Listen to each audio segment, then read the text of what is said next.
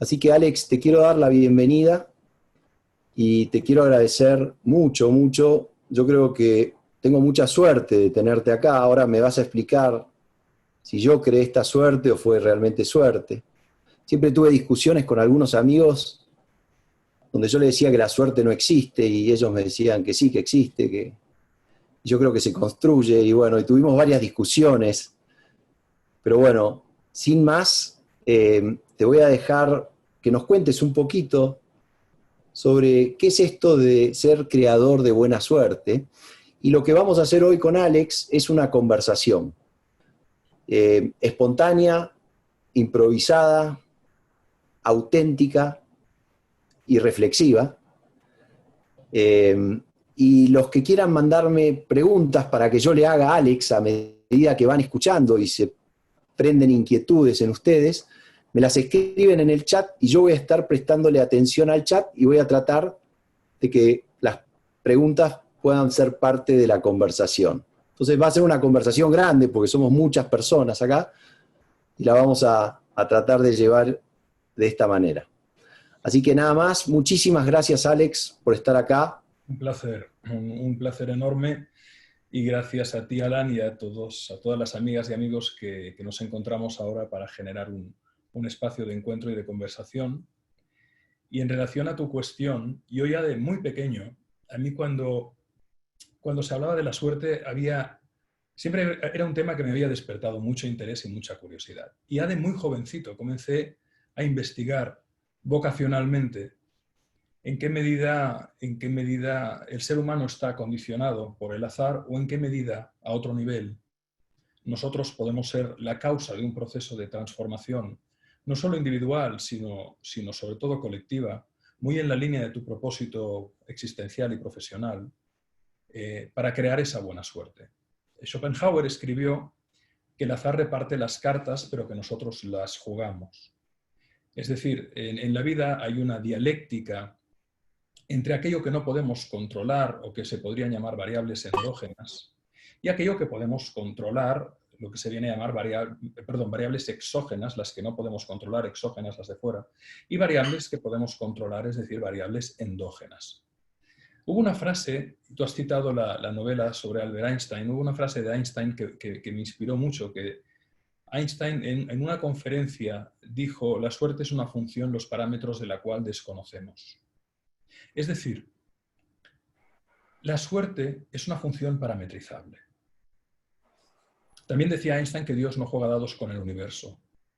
Es decir, en el fondo, todo puede ser explicado, todo tiene la capacidad de ser definido en función de un conjunto de variables. Si lanzamos una moneda al aire y no tenemos más información, cualquiera de los que estamos aquí, por muy intuitivos, incluso videntes, hay personas que tienen facultades increíbles, pero en principio el porcentaje de aciertos, si la moneda no tiene truco, será 50%.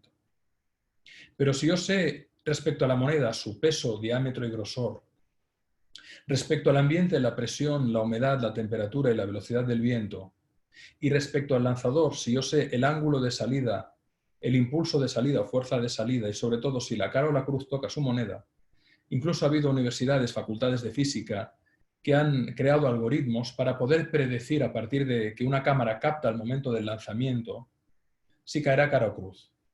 Y el porcentaje de aciertos aumenta significativamente por encima del 50%. Es decir, Einstein tenía razón. La suerte es una función de parámetros desconocidos, pero que podemos conocer. Entonces la cuestión es, en lo humano, ¿cuáles serían esos parámetros que pueden permitir no solo a una persona, sino a un sistema humano? Porque yo parto de una premisa, querido Alan, y es que todo es un lenguaje que se puede aprender. Se puede aprender a amar, se puede aprender a saber perdonar y a perdonarse, se puede aprender a cultivar un huerto, se puede aprender un arte marcial complejísima, se puede aprender a liderar, se puede aprender a gestionar, se puede aprender a todo, partiendo de esa premisa. Nuestra buena suerte es la combinación, decía Séneca, de la preparación por la oportunidad. Pero cuanto mayor es la preparación en cualquier disciplina, mayor es el azar. Por lo tanto, en realidad, si nos situamos en el nivel del coraje, en el nivel de la responsabilidad, en el nivel del propósito, en el nivel de la humildad, es decir, si deseamos encarnar los valores y convertirlos en virtudes, porque las virtudes son los valores traducidos en hábitos, una persona puede convertirse en un creador de buena suerte, individual y colectiva, partiendo de la premisa de que unas veces se gana y otras se puede aprender. Y es en esa dialéctica existencial donde se producen muchos procesos por el cual la persona deja de situarse en la posición de la víctima y procede a servir al mundo desde la voluntad de amar. Porque no puede haber buena suerte si no hay voluntad de amar. Y no me refiero a amar como la conjugación de eros, sino como la conjugación de filia y ágape. Es decir, amar en primer lugar es la voluntad. Hay un componente cognitivo en el amar que es la palabra mayor, es el ultraverbo, es la ultrafunción. No hay transformación sin amor, no hay liderazgo sin amor, no hay prosperidad sin amor. La psicología crea la economía. Y del mismo modo que es la miseria moral la que invariablemente engendra miseria económica, solo desde la grandeza de lo humano, que pasa normalmente por el cuidado excelente de los detalles, se puede operar una transformación individual y colectiva. El alma crea la materia, la psicología crea la economía. Lo que creemos tiende a ser lo que creamos. Cuanta mayor calidad dotemos a lo que no se ve, mayor calidad gana lo que se ve, que son los procesos y los resultados. Por lo tanto, una persona puede convertirse en un creador de buena suerte si trabaja en sus actitudes, en sus hábitos, en sus valores, en la dinámica relacional. Digamos que de alguna manera la calidad se encarna en la materia cuando hay un doble proceso. Por un lado hay un proceso de toma de conciencia, de revelación, de desvelación, y por otro lado hay un verdadero proceso de servicio. Y en esa dinámica se pueden producir procesos alquímicos a gran escala. Y toda crisis normalmente es un proceso, es un grito del alma individual o colectiva para una toma de conciencia que nos lleve a la incorporación de nuevas actitudes, nuevos valores, nuevas virtudes, nuevos hábitos, que forjen un nuevo paradigma vincular, relacional, dialectal, desde una mayor conciencia. Por lo tanto, yo le llamo creadores de buena suerte o creadoras de buena suerte a un proceso de expansión de la conciencia. David R. Hawkins, en su magnífico planteamiento, habla de los niveles de conciencia según la escala Hawkins, ¿no? Cada cual tendrá su paradigma, pero es cierto que el azar reparte las cartas, pero nosotros las jugamos.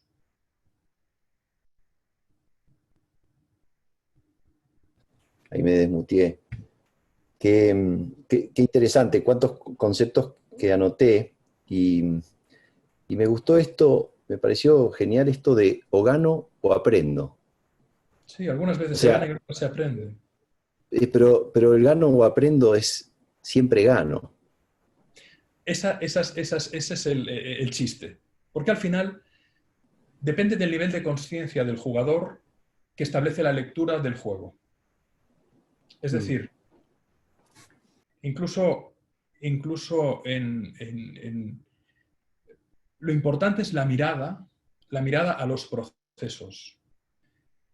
Si tú ves el error como una mácula, hay una dialéctica muy perversa entre el error y la mentira. El error, si se repara inmediatamente, es lo que nos brinda la mayor oportunidad de aprendizaje y de transformación. Es decir, si yo reconozco que me he equivocado en algo y lo corrijo inmediatamente, incorporo un aprendizaje en forma de conocimiento y habilidad y compromiso. Pero ¿qué ocurre cuando uno culturalmente, porque al final yo creo que tendremos que tocar necesariamente el concepto cultura, porque es la cultura. Una buena cultura es la que impulsa o hunde una estrategia. Una buena cultura es la que impulsa o hunde un buen clima laboral. La cultura es el concepto fundamental en el liderazgo y en la transformación. Y la cultura es lo que la gente hace cuando nadie les ve. Lo que hunde una nación es la cultura. Lo que eleva una nación es la cultura. Lo que hunde una organización es la cultura. Lo que eleva una organización es la cultura. Hay culturas constructivas y hay culturas destructivas. Y la cultura vendría a ser lo que es la psique en un ser humano. Por eso siempre digo que es la psicología la que crea la economía. Si una persona reconoce un error y aprende del error, incorpora un activo existencial a modo de habilidad y de sabiduría. ¿Por qué no puede haber aprendizaje del error sin reflexión? Y no puede haber sabiduría sin reflexión. La sabiduría no nace de la inteligencia. Hay gente muy inteligente a lo que no le harías una pregunta existencial. Sherlock Holmes resuelve enigmas, pero no resuelve misterios. El inteligente resuelve enigmas, el sabio resuelve misterios. Incluso puede darse el caso de personas que no han tenido el privilegio de acceso a una formación superior, que no han pasado por una escuela y que son profundamente sabias, porque combinan en su ser la humildad para reflexionar y mirar a los ojos de la verdad sin miedo y la voluntad de compartir ese aprendizaje, de abrir el regalo juntos con toda la gente a la que aman o a la que ni tan solo conocen. Pero cuando el error no es reconocido, surge lo que pervierte todo proceso humano, que es la mentira. Porque la mentira es la manipulación emocional de un error. ¿Y qué ocurre? Que cuando se entran estas dialécticas, la mentira necesariamente, si la persona o el sistema se mueve en ese juego, tapa la mentira. Y tapa la mentira. Hasta que la psique implosiona. La psique, el alma, psique quiere decir alma en griego clásico y mariposa, busca la verdad, porque solo desde la verdad hay la revelación y la transformación, individual y colectiva. La vanidad ciega, la humildad revela.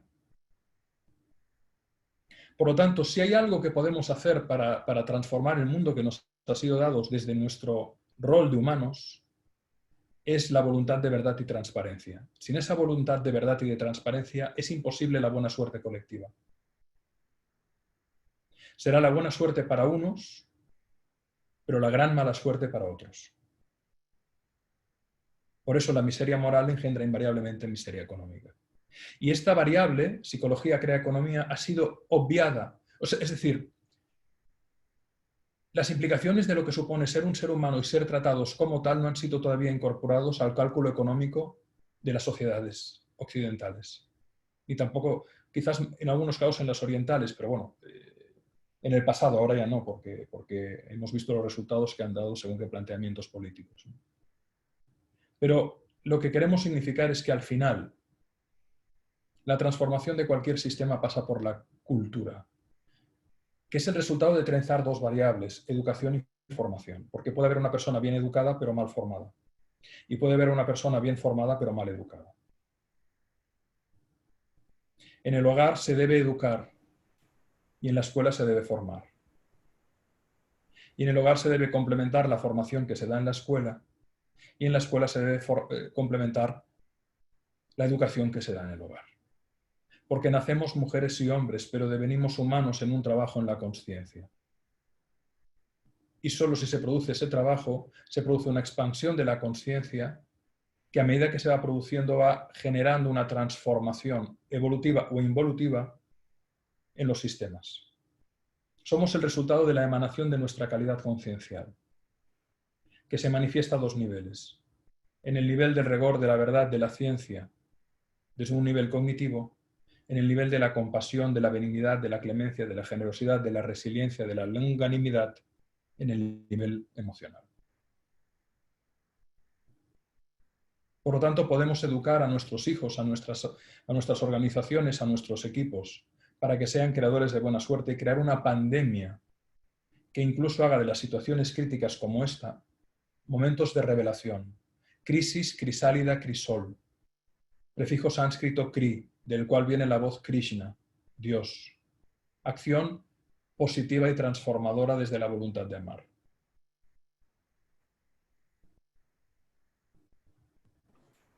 Qué lindo, qué interesante lo que decís. Tengo un montón de preguntas y algunas que están llegando ya de la audiencia. Hay una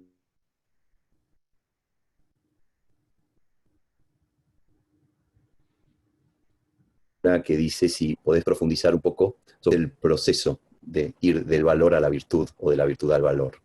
Muy bien, muy bien, muy bien. Claro, pongamos un ejemplo, ¿no? El coraje, o la responsabilidad, o el propósito, o la humildad, o la benignidad, o la clemencia, o la generosidad, o el civismo. En principio, un valor, cuando uno dice, yo tengo que emprender, o yo tengo que cambiar de país, o cuando uno tiene que tomar una decisión estructural potente, surge el coraje. Y el coraje no es la ausencia de miedo, es la consciencia de que hay algo por lo cual vale la pena arriesgarse. Es decir, no puede haber coraje sin sentido, sin un para qué. Cuando uno activa la necesidad de salir de un entorno con coraje, con responsabilidad, con propósito, los valores de entrada son un horizonte, son una utopía. Y como dice Eduardo Galeano, ¿para qué está el horizonte? ¿Para conquistarlo? No, para dar un paso más. Pero cuando esos valores la persona los va integrando, fíjate que se dice la cultura se forja, el carácter se forja. Es decir, implica un trabajo activo, energizado, consciente, entregado, transpirador, esforzado, de ir esculpiendo una cultura, un carácter, una determinación, de que el alma, como diría Bert Hellinger, gane grosor, gane entidad, gane peso, gane inercia. En la medida en que la persona va trabajando, el valor deja de ser una utopía porque lo va integrando en su proceso existencial. Y entonces, incluso en su propia emanación física o en las palabras, se transmite una verdad que puede llegar eventualmente a contagiar a un sistema humano. Y entonces deviene virtud.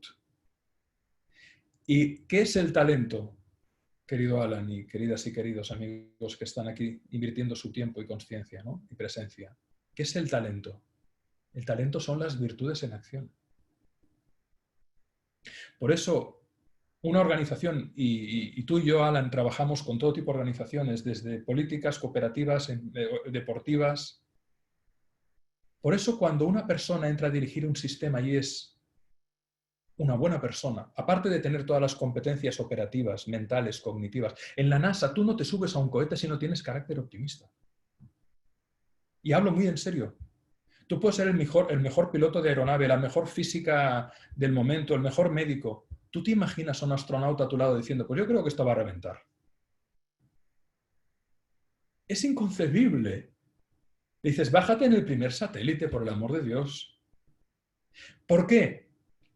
Porque cuando los valores entran en acción y se convierten en virtudes, el talento explota.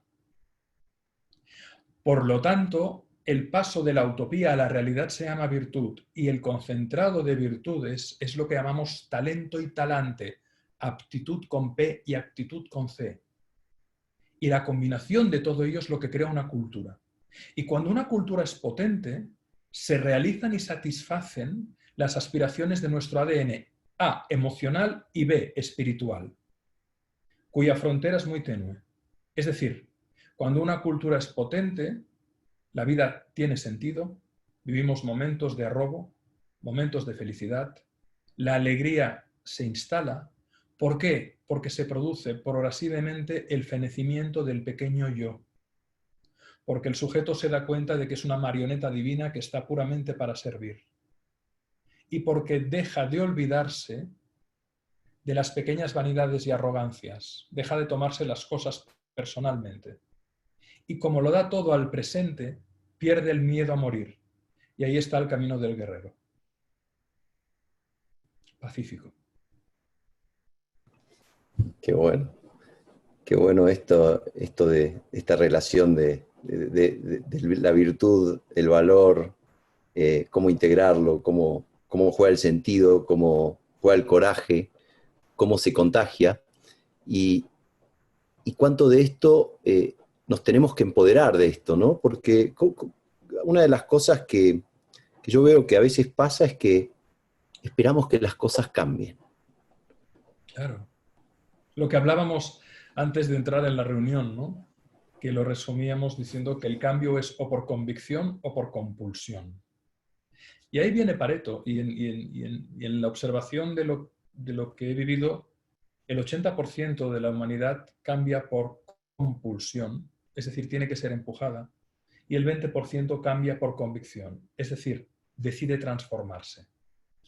A mí me gusta definir el cambio como la colación de dos fuerzas de signo opuesto. Todo cambio es igual a una necesidad adaptativa frente a una resistencia de adaptación. Es decir, la persona que siente placer fumando, y no lo juzgo, va al médico, y el médico le dice, oiga, si usted se fuma 3 paquetes al día, a usted le quedan, tal y como tiene los alvéolos pulmonales, le quedan 2 años. Y el médico le dice, tiene que dejar de fumar o tiene que reducir la inhalación de humo de tabaco. Todo cambio viene de fuera. Todo cambio, el Miguel Strogoff, el mensajero, por eso no hay que matar al mensajero, el mensajero viene de fuera. Puede ser tu mujer, puede ser tu papá, tu mamá, puede ser tu hijo, puede ser el coronavirus y sus consecuencias, sea cual sea la etiología verdadera de este proceso. Hay algo de fuera que te dice, tienes que detenerte, tienes que ser más sobrio, tienes que reflexionar, es el momento de, por muy incómodo que sea, por eso el cambio, como te implica una necesidad adaptativa frente a una resistencia de adaptación, y la resistencia siempre, casi siempre es el placer, genera inercia, mala leche, cabreo, bronca, expectativa de pérdida y sobre todo rabia contra el portador del mensaje, sea quien sea. Sea el jefe, sea la competencia, tienes que cambiar. Pero la revelación se produce cuando la persona es consciente de que ese cambio tiene sentido. Porque la transformación es igual a cambio más sentido. Por ejemplo, esa persona a la cual el médico le dijo tiene que dejar de fumar y dijo, tengo el hábito, me encanta fumar, además es que tengo una adicción, no lo puedo dejar. Al cabo de 2 meses llega su hija de 28 años a casa, que lleva 4 años de convivencia con un muchacho al cual ama y están enamorados todavía, y están bien y a gusto y hay un amor que va madurando, y le dice al fumador, papá, vas a ser abuelo. Y ese hombre por la mañana siguiente lanza todos los cigarros a la papelera y toda la mecha que tiene en casa. Y de repente sus amigos le dicen, ¿cómo que ya no fumas si antes estabas incluso con un cigarrillo combustiéndose en el cenicero y con otro calándolo para comenzar? Ah, no os dije, mi hija está embarazada. ¿Qué le ha llevado a dejar el tabaco? El sentido. ¿Cuál es el sentido? El amor. El amor por una expectativa, ver la cara a su nieta o nieto. Por lo tanto, queremos facilitar los procesos de transformación. Seamos generadores de un sentido a la vida de las personas.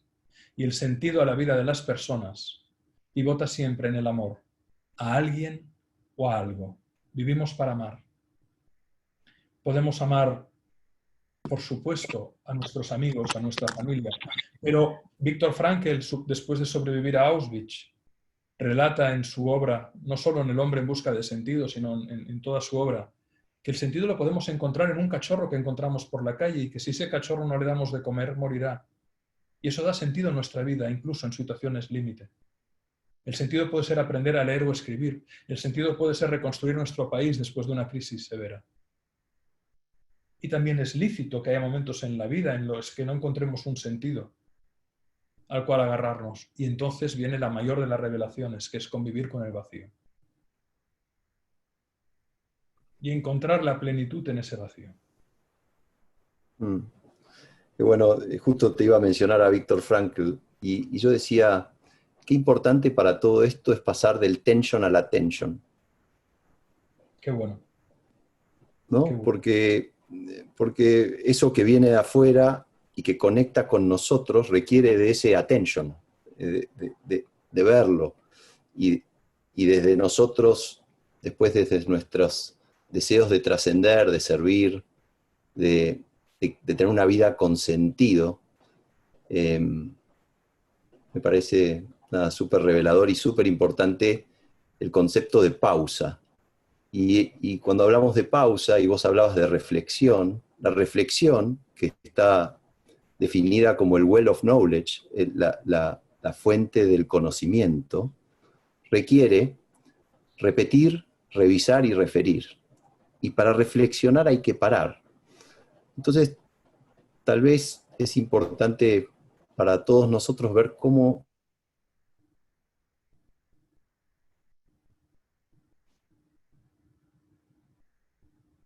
o cuándo ociosidad es más difícil. No es que no se pueda, pero esa es una sensación que tengo. Hay un montón de preguntas, pero yo tenía una antes, ahora voy a... ¿Por qué nos cuesta tanto reconocer los errores, Alex? Por el miedo a ser excluidos, por el miedo a dejar de Mm. ser amados, por el miedo a no pertenecer. Esencialmente, la ocultación de un error se produce por la vergüenza. Y la vergüenza básicamente va muy ligada al miedo a la exclusión de la tribu. Y a un nivel primario, a la mirada no apreciativa de papá y de mamá.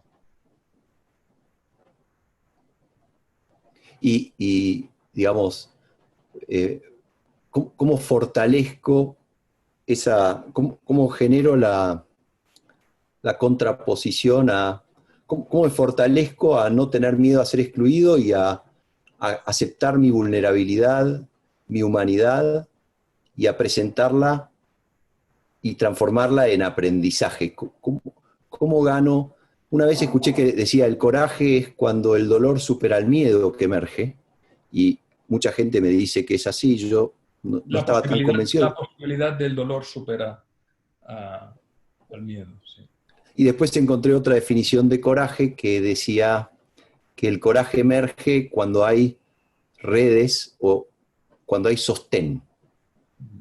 Y ahí me voy a la cultura. Vos hablas de la cultura, y la cultura donde compartimos valores, donde están esos valores compartidos y esas virtudes que contagian, emerge un coraje que nos anima a ser humanos, a encontrar sentido, a aprender, a reconocer errores, a crecer. Totalmente. Normalmente el coraje se activa, se canaliza, y el coraje es lo que provoca realmente un cambio en las acciones y un cambio en los procesos, ¿no? Se produce... Buda decía que el dolor es inevitable, pero que el sufrimiento es opcional. Claro. Claro, el sufrimiento es la recreación mental del dolor. Cuando el sufrimiento es muy grande y entonces ya el propio planteamiento del sentido de la vida se pone en cuestionamiento, es cuando puede surgir el coraje. Es decir, es la teoría de la adaptación progresiva o de la rana hervida, ¿no? El caso es que la rana se dé cuenta de que está a punto de cocerse y que salga del recipiente que ya está en una temperatura de cocción antes de morir. Y ahí está el coraje, es ese salto. Cuando el dolor ya es tan intenso que dices, tengo dos opciones, seguir aquí y cocerme o me la juego. Y ahí abro un paradigma de posibilidades existenciales y un vacío a la vez, que voy a ir construyendo. Muy bien. Acá hay una pregunta que dice, Alex, ¿cuál es tu concepto sobre servir? Si nacemos con eso o se va encendiendo durante la vida. Qué buena pregunta. Yo pienso que depende. Pienso que cada persona ya nace con una dotación singularidad que viene por un capital genético, atávico, espiritual y cuando digo espiritual, uh, cada cual viene con una impronta. Hay personas, tú ya ves que hay niñas y niños que son tremendamente compasivos. Y hay otros que a lo mejor les gusta más chinchar y molestar al otro, ¿no? También viene influenciado por el entorno de referencia. En realidad somos un sistema operativo que se programa en los primeros años de vida. No tengo una respuesta precisa. No tengo una respuesta precisa.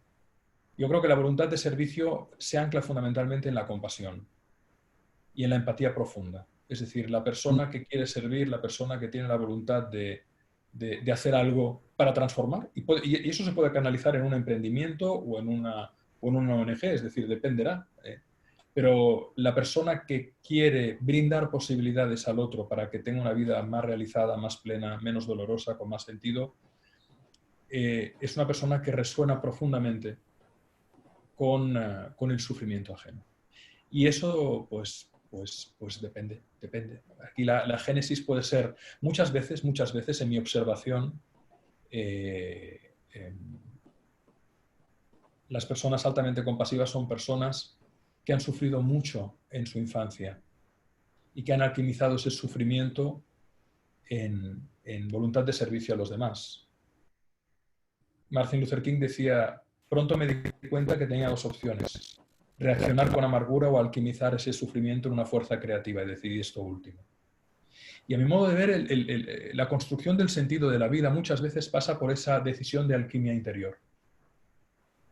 Es decir, ¿qué propósito mayor? ¿Qué propósito tan grande? Y te lo digo, te voy a hablar de personas que conozco, ¿no? Una persona que fue abusada de pequeña decide poner en marcha un proceso para ayudar a otras personas que han sufrido esos abusos, ya sea en el contexto de la iglesia o de lo que haya sido, ¿no? Es decir, la alquimia. En lugar de amargar a los demás perpetuando el daño, decido detenerme y ver qué puedo hacer para que otros no pasen por lo que he pasado. Para que otros puedan aprender con mucha mayor facilidad lo que yo he aprendido con tanto sufrimiento. Y es en esas dialécticas donde se producen saltos enormes en la conciencia de los sistemas humanos. Que también hay lo otro, hay la perversión del dictador, hay la perversión del que está dentro de un sistema psíquico, psicopático, narcisista, perverso, que tiene una relación del otro hacia el otro objetal, y que ahí no hay ningún tipo de resonancia emocional. Y que desde su egotismo, ya no egoísmo, egotismo, le importa un pimiento la destrucción del sistema en el cual es el cáncer, ¿no? La destrucción del sistema que lo nutre hasta la propia aniquilación del sistema y hasta su propia implosión. Es decir, un creador de tragedia, contrariamente a un creador de buena suerte. Yo sitúo a las creadoras y creadores de buena suerte. En el libro La buena suerte, la cuarta regla dice que crear circunstancias para la buena suerte no implica buscar el propio beneficio, sino que crear circunstancias en las que todos ganen atrae a la buena suerte. Es decir, la posición existencial, yo bien, tú bien, yo gano, tú ganas. Porque cualquier otra posición existencial implica una inmadurez psíquica. Yo mal, tú bien, la víctima. Yo bien, tú mal, el salvador o el perseguidor.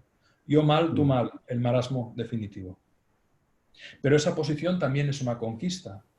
Por eso, igual que en la escuela se enseñan matemáticas y literatura y gimnasia, o recuperamos las humanidades, o recuperamos la filosofía bien entendida, sobre todo desde la aproximación socrática, la mayéutica, es decir, tú ya lo sabes todo. Simplemente se trata de hacer las preguntas adecuadas para desvelar esa sabiduría que todos tenemos, pero que muchas veces los propios sistemas educativos inhiben para domesticar al alumno. Interesante esto vos decías, o lo recuperamos, y creo que es lo recuperamos y es lo recupero, o lo recupero o no va a ocurrir, porque cada vez tenemos que hablar más en primera persona para que los cambios ocurran. No podemos esperar que los cambios ocurran. Y qué lindo esto que dijiste de que tenemos la fuente del saber. Muchas veces cuando se habla de meditar, se habla de recordar. Y recordar, la palabra recorda viene de conectar con el corazón, claro. Claro. Y tú lo habrás vivido cuando has hecho alguna intervención en seminarios o en coaching o en mentoría. Muchas veces cuando preguntas a alguien que está bloqueado, la respuesta es no sé, no sé. Y cuando tú le das el permiso, le dices sí que sabes, toma tu tiempo, pero tú sabes. Al cabo de un instante se produce la revelación. Y la persona dice, claro, es evidente, es tan obvio que es obviado. Es decir, es evidente. Pero ahí está el proceso humano de despertar, ¿no? Dentro de un juego. Qué bueno. Y antes te referías a la compasión y a la empatía, le pusiste un adjetivo, la empatía profunda. No me acuerdo cuál fue la palabra que usaste para empatía, y lo que quería era, por ahí, en alguna de estas charlas de sábado se habló de compasión y de empatía, y por si alguno se perdió la charla, es ponerse y entender, ponerse en la situación del otro sin que esa situación te coopte y no te deje operar para ayudar de alguna manera, incluso desde la intención. Sentir el dolor del otro, pero no dejarte secuestrar por su sufrimiento. Claro. Y ahí viene el switch entre empatía y compasión.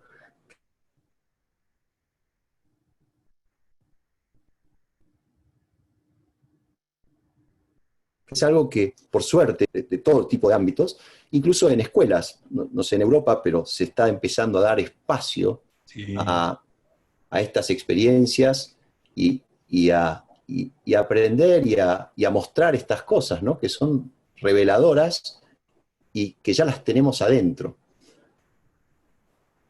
ya Tenemos, sé. pero, sí, decime, Alex, mientras yo después No, te quiero leer una pregunta. Acá dice Gustavo, dice, ¿quién y cómo convive con el vacío? Dice, ¿acaso lo más frecuente es que las personas en esa instancia procuren llenar el vacío de las maneras más variadas en general inútilmente? sí, sí. Am, absolutamente. Muchas veces en una huida hacia adelante. Alfonso López Quintás, un gran filósofo, decía que en la vida hay dos caminos, el camino del vértigo y el camino del éxtasis. El camino del vértigo es el que aparentemente te lo da todo, es decir, llena rápidamente el vacío. No te pide nada, pero luego te lo quita todo. Ahí están las Mm, drogas, ahí está el alcohol, ahí están las adicciones, ¿no? Llenar ese vacío corriendo, ¿no? Que paradójicamente, además, la sociedad actual y la industria del gran consumo busca eso, ¿no? Busca enganchar, a someter desde el vértigo. Y el camino del éxtasis de entrada no te da nada, te lo pide todo, pero luego te lo da todo a otro nivel. Entonces, la cuestión es, ¿qué hace que una persona elija un camino o elija otro? Y ahí es donde creo que tenemos que poner el foco, en espacios de diálogo como este, en conversaciones como esta, en la pedagogía. Porque en la medida en que decía Raimundo Lulio, el gran filósofo, ¿no?, medieval, la palabra es el arma más poderosa. En la medida en que nosotros le ponemos palabras a las posibilidades de transformación y sabemos que existen, entonces las podemos convocar.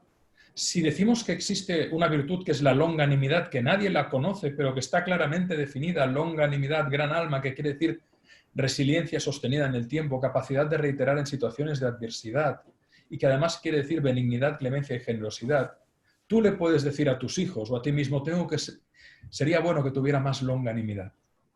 Pero si tú no sabes que ese concepto existe, si no sabes que ese concepto existe, no lo puedes interpelar.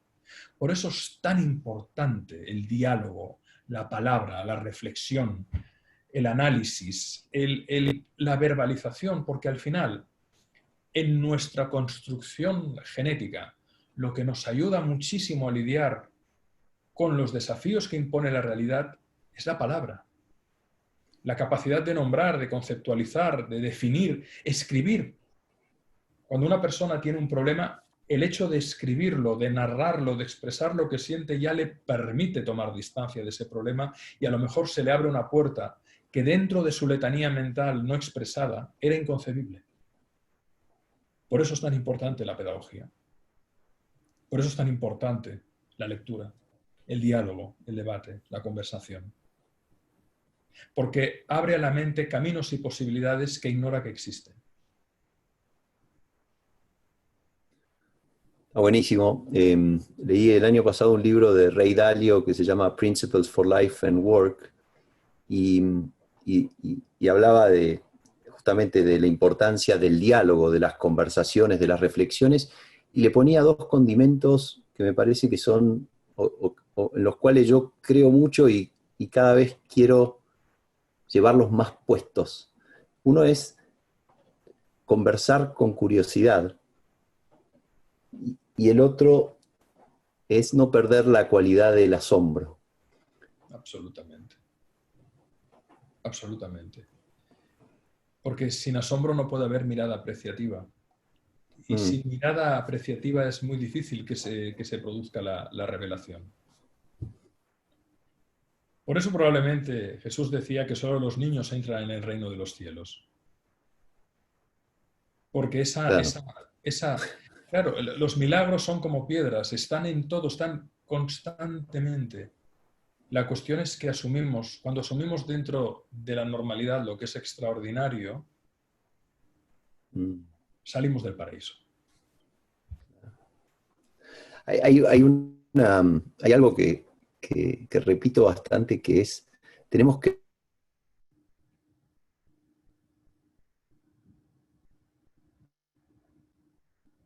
salir del desorden normal que hace la audiencia es qué cosas puedo hacer para incorporar estas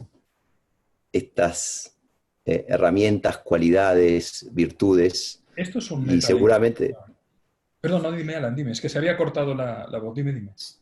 sí, no, que alguien preguntaba sobre qué cosas puedo hacer para, para aplicar, para incorporar, para fortalecer, porque esto es como muscular también, ¿no? O sea, en la medida que uno conversa más de esto, en la medida que uno lo siente más, en la medida que uno lo comparte, que yo lo comparto, vamos a hablar en primera persona, como siempre le digo a la gente de mis grupos, para no ponerlo afuera, se empieza a fortalecer como un músculo en el gimnasio, pero una de las cosas que yo veo y que puede ser parte de esta respuesta, y ahora vos podés complementar, Alex, con qué otras cosas se pueden hacer, es, por un lado, buscar espacios de pausa.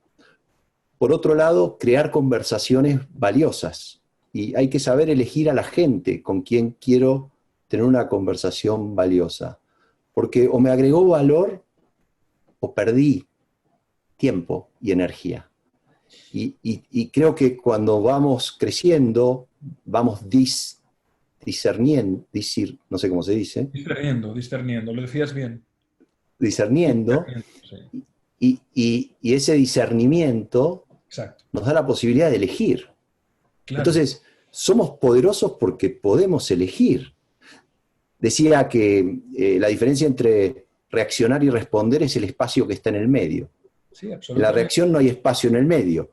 Y no sé si lo decía Viktor Frankl en su libro, pero decía que en ese espacio está mi libertad, Entre porque ahí cualquier elijo. estímulo y mi respuesta está mi libertad de decisión. Y ese espacio es un espacio de profunda libertad espiritual.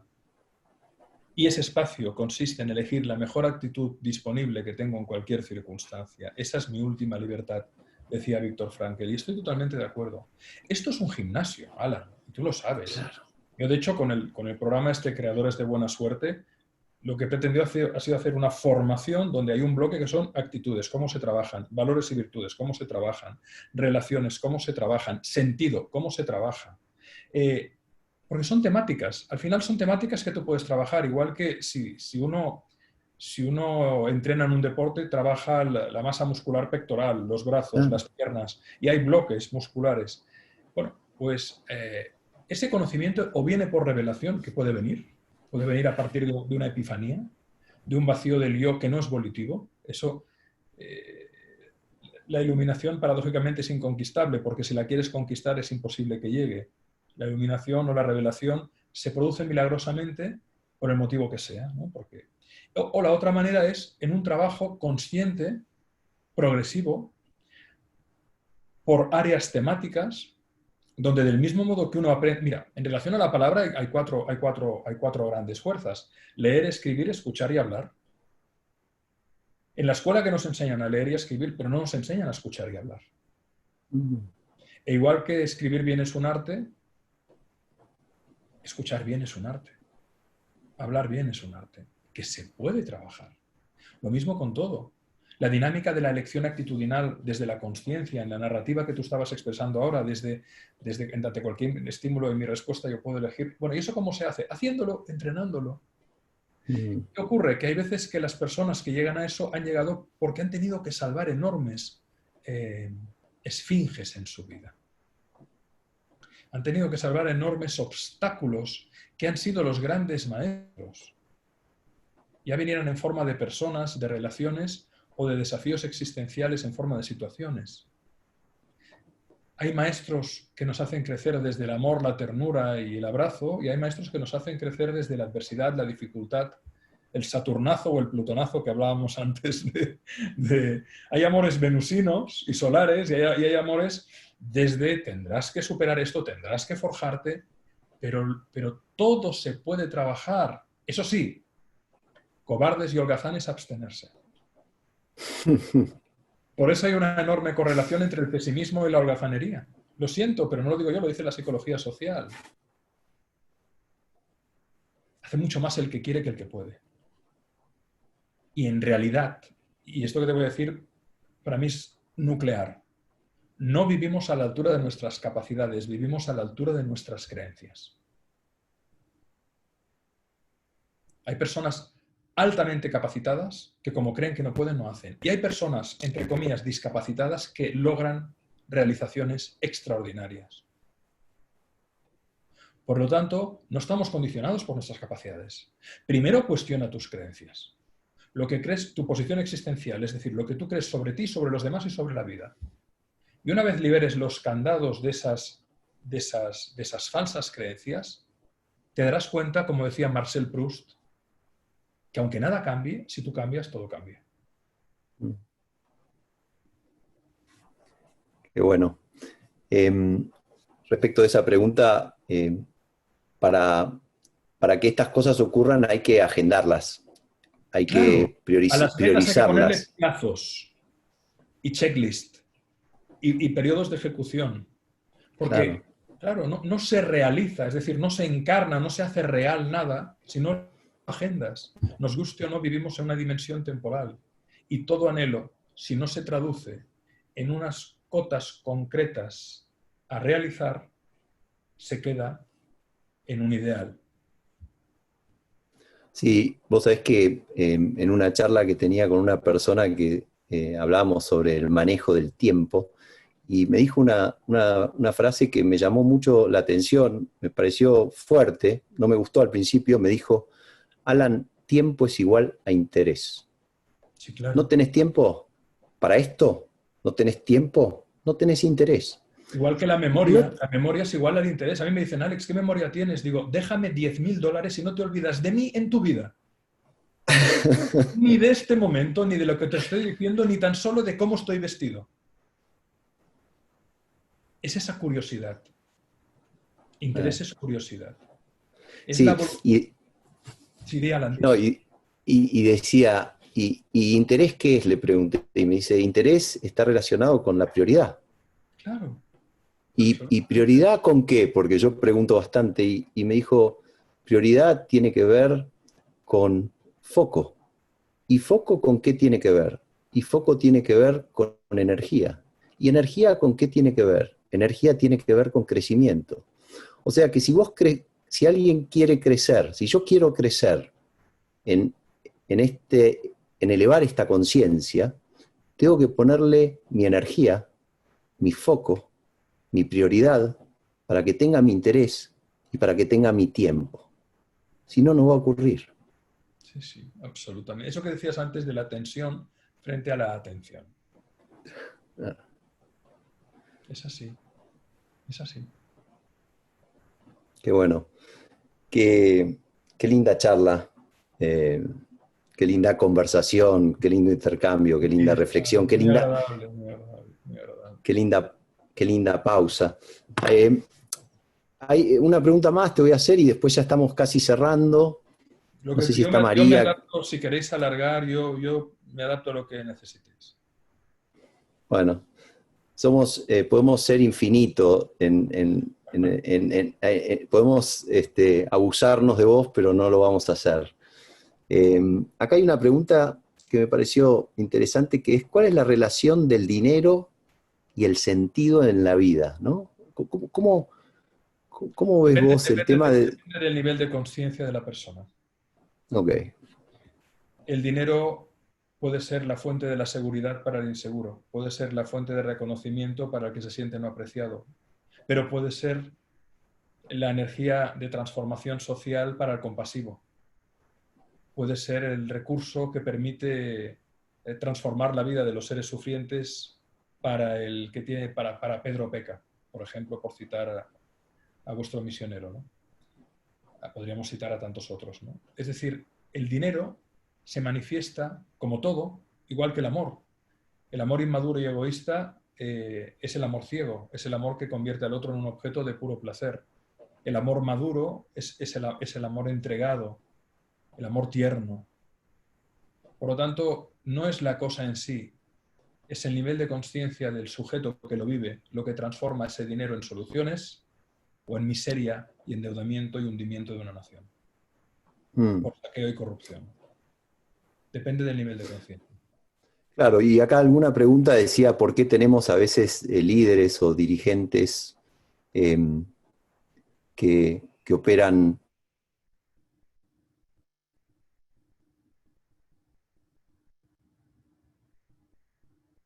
sin estos conceptos, es porque el nivel de conciencia de los que los eligen todavía no está en el nivel de Gandhi decía, conciencia. claro, Gandhi decía, si un dirigente es corrupto, es un digno representante de aquellos que le han votado. Maldita sea para la minoría decente que no lo ha votado. Si un dirigente es idiota, es un digno representante de aquellos que le han votado. Si un dirigente es generoso, compasivo y ético, es un digno representante de aquellos que le han elegido. Aunque a veces tenga que pagar el precio personas que están en otro nivel de conciencia y que están muy lejos de los principios que mueven al poder aquella persona de la ideología que sea, que en el fondo es esencialmente corrupta, ¿no? Hay una pregunta que es interesante que dice, hay muchas preguntas muy interesantes y no puedo contestar, no podemos contestar todas y es parte de la vida, ¿no? Todo no se puede. Y en alguno de los cursos que di de emociones hablaba de que la felicidad es agradecer lo que tengo y no estar todo el tiempo buscando lo que no tengo. Debe haber alguna, por ahí puedes decir algo de eso, pero acá la pregunta decía, ¿el concepto de suerte viene de Occidente o cómo se relaciona con el budismo y el camino del medio? La etimología de la palabra suerte viene de sorte, que es parcela en latín. Y era lo que recibían yo ahora voy a la etimología pura, ¿eh? Sortis, los legionarios cuando ya se retiraban, se les asignaban diferentes parcelas del territorio conquistado por el Imperio Romano y al azar, salvo los rangos superiores, les podía tocar una parcela a lo mejor de regadío y a otro de secano. De ahí el concepto suerte. Por azar te ha tocado un terreno para tener tu casa, en cambio el tuyo es un vergel y el mío está en una zona árida. De ahí viene el concepto. Esa es la etimología, ¿no? Que tiene mucho que ver con el azar, con aquello que no puedes controlar. No sé qué me decías algo más del budismo, pero ahí ya me he perdido. O sea, la etimología de la palabra suerte viene de ahí. No, está bien, creo que eso responde un poco la pregunta. Para cerrar, Alex, ¿te gustaría hacer alguna reflexión final? Yo estoy cerrando este ciclo eh, que para mí personalmente fue muy exitoso desde el punto de vista del servicio, desde el punto de vista de los participantes como tú que he tenido, que con tremenda y amorosa generosidad han venido a compartir, a entregar, a cuestionar en el buen sentido o a provocarnos. Y una de las cosas que charlaba era sobre cerrar cosas en momentos que son buenos momentos, ¿no? Porque en general la vida se cierra cuando uno se muere, por lo menos el cuerpo, los negocios se cierran cuando en general quiebran o les empieza a ir mal, las parejas se cierran cuando ya el nivel de tolerancia cayó mucho, o el nivel es como que hay una curva, ¿no? Algo nace, crece, se estabiliza y muere. Es el ciclo de la vida. ¿Querés compartir alguna reflexión para hacer el cierre de este ciclo, vos, y yo dejarme a un costadito para escucharte? ¡Wow! En relación a la noción de cierre, ¿no? ¿A la noción de cierre te refieres? ¿Hacer alguna reflexión sobre la noción de cierre? Sí, sobre lo que quieras. Ah.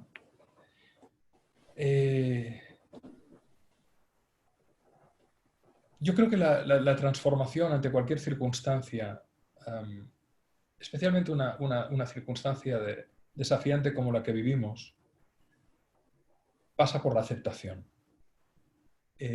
Jung decía que lo que niegas te somete y que lo que aceptas te transforma, ¿no? Tú te habrás encontrado, querido Alan, muchas veces con alguien que te pregunta, y para mí hay la ultra pregunta que le podemos trasladar a una persona, es ¿qué es lo que tienes que aceptar? Que no quiere decir aceptación, no quiere decir resignación. Toda resignación es una forma de rendición y de huida. En cambio, toda aceptación es una forma de apertura y de mirar a los ojos de la realidad, de lo que es, y desde esa aceptación poderla manejar porque la reconoces. La resignación es un giro de la mirada hacia otro lado.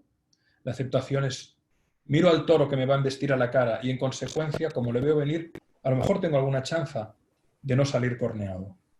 La resignación es, me va a matar, con lo cual me hago un ovillo para que el impacto sea el menor posible. Por lo tanto, la pregunta que nos podemos hacer a menudo es, en este contexto de vida, en esa crisis de pareja, en esa crisis empresarial, en ese desafío de la naturaleza que sea, ¿qué es lo que tengo que aceptar? Y no qué le puedo pedir a la vida, sino qué es lo que la vida me está pidiendo. Creo que esa es la cuestión fundamental. Y a partir de mirar a la vida a la cara con todo el dolor, con todo el desafío, con todo el sufrimiento, con toda la crisis, se puede operar en esa aceptación una revelación radical. Yo siempre digo que toda crisis te obliga a dejar de tener para poder ser, para eventualmente poder tener. Ahí está la crisálida, ahí está el crisol, ahí está la conciencia crística que tiene la misma raíz que la crisis. Y ahí hay la emergencia de una nueva conciencia, no exenta de dolor, pero que necesariamente nos va a llevar a una alquimia interior como especie y en muchos países, en función del impacto que se haya hecho, lo que está sucediendo, lo que viene es, lo que va a hacer es acentuar la gravedad de las perversiones que se han ido haciendo y soslayando durante años y años. Bueno, qué lindo. Me gusta escuchar la pausa entre tu voz y la mía. Y me voy con... y cerramos esta charla y este ciclo con esta reflexión tuya, que la repito, haciendo un poco de escucha activa, y que es, ¿qué cosas de la vida yo tengo que aceptar y qué cosas la vida me está pidiendo? Y creo que si nos vamos con eso, nos vamos con lindas preguntas para seguir caminando. Qué bello, Alan. Ha sido un privilegio esta conversación, encontrar al amigo desconocido en el que tienes la sensación de que es un viejo amigo desde hace mucho tiempo. Sí. La verdad que cuando le llamé a tu equipo y me dijo que sí, que aceptabas venir a esta charla, dije, wow, qué suerte que tengo. Qué buena Y qué suerte suerte. trabajada. Pero ya mira, cada día recibimos decenas de peticiones, gracias a Dios, y procuramos responderlas a todas y más. Desde que hemos puesto en marcha la escuela digital y el curso Crea tu buena suerte, ha habido una revolución. Pero cuando me hicieron llegar tu mensaje con tanta amabilidad, con tanta elegancia espiritual, yo dije, aunque sea un sábado, esté donde esté, yo voy a hablar con esta bella persona porque solo como escribe, la humildad con la que escribe, ya vi que había una persona, una bella persona, y lo confirmo en esta sensibilidad y en este encuentro, Alan, de verdad. Aquí tienes a un amigo para todas las personas que nos acompañan, a vuestra disposición para lo que necesitéis. Amo Argentina, mis grandes maestros, muchos han sido argentinos, el doctor Miguel Díaz, psicoanalista, 16 años, Jorge Escribano, maestro mío de análisis transaccional, neurolingüística, constelaciones. Amo Argentina, amo este país, lo adoro y estoy para serviros. Cualquier cosa que necesitéis, aquí me tienes. Bueno, impecable todo, la charla, un sábado acá en la Patagonia de lluvia y nieve, y aprovecho para invitarte formalmente a la Patagonia, a vos, a la familia, a Será un tus placer. amigos, a quien Amo quieras, la Patagonia. pero Amo. invitado con todo, ¿no? Con alojamiento, con comida, con bebida, con conversación y con muchos amigos. Yo también os voy a invitar. Quiero ser invitante e invitado. Os mando un Muy gran bien, abrazo, Alan. Un gran abrazo a todas y a todos. Gracias por vuestra gracias. presencia y atención, de verdad. Gracias, Alex, y gracias a todos. Y vamos a cerrar con una canción. No sé si está María. Ay, qué Eh, bueno, qué bueno. a ver si Gracias. estamos. Y vamos a Gracias. cerrar con una. Si alguno se tiene que ir, se puede ir. Si se escucha. A ver. ¿Me escuchan? Sí, vamos a apagar Sí, los María. micrófonos para poder escuchar.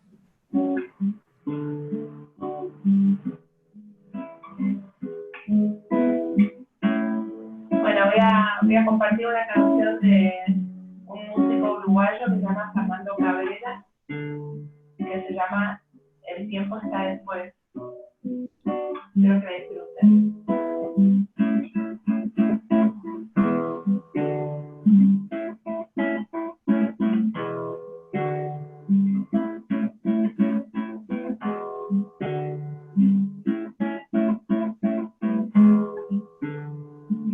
La calle súper medio encuentra ver el tren saluda desde abajo contigo de tristeza aquellas vidas infinitas saliendo de central. El emperador está tapado, pero allí está. La primavera en aquel barrio se llama soledad, se llama gritos de ternura, pidiendo para entrar y en el apuro está lloviendo. Ya no se apresarán mis lágrimas en sus bolsillos, cambiarse el rumbo. Un día nos encontraremos en otro carnaval, tendremos suerte si aprendemos que no hay ningún rincón, que no hay ninguna cadena que pueda disolver nuestro escondite que fuimos. El tiempo está después.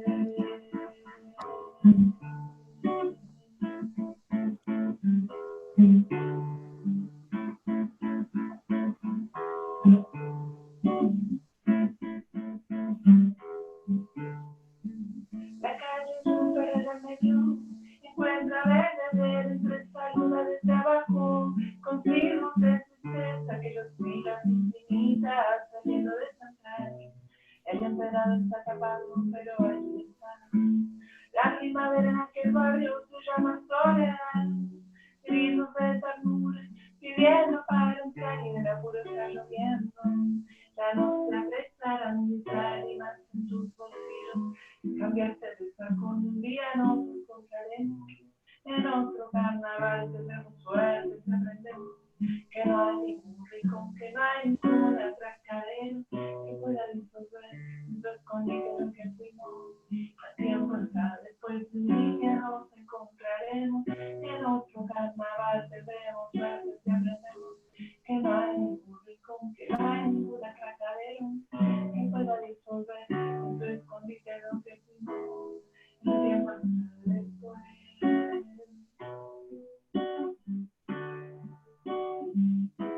El tiempo está después.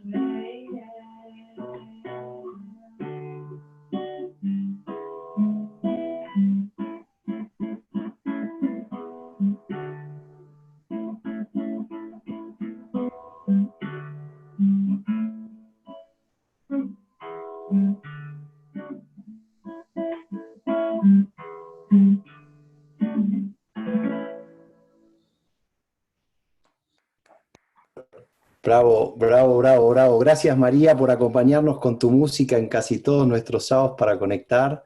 Y Alex, si la gente quiere acercarse a estos espacios donde vos les das herramientas, ¿querés poner en el chat la página web o Pueden algún entrar. dato?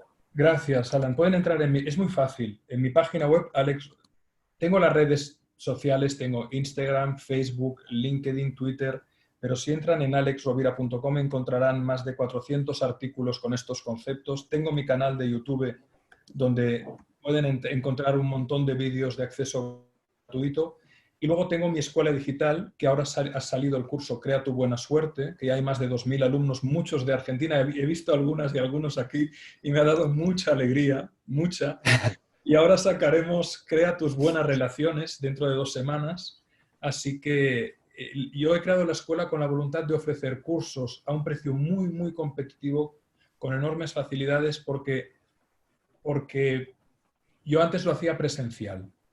Y antes ya del COVID decidí abrir una escuela con esa vocación. Pero si alguien no tiene los recursos, hay un montón de material gratuito, podcast, vídeos que pueden acceder, que esa es la idea es eso, es abrir el regalo juntos. La página web la acabo de escribir, alexrovira.com, y ahí encontrarán lo que deseen. Así que un gran abrazo y gracias por tanto. Ha sido maravilloso. Gracias, Alex. Gracias a todos. Y yo me voy con la alegría de celebrar lo que termina, que para mí es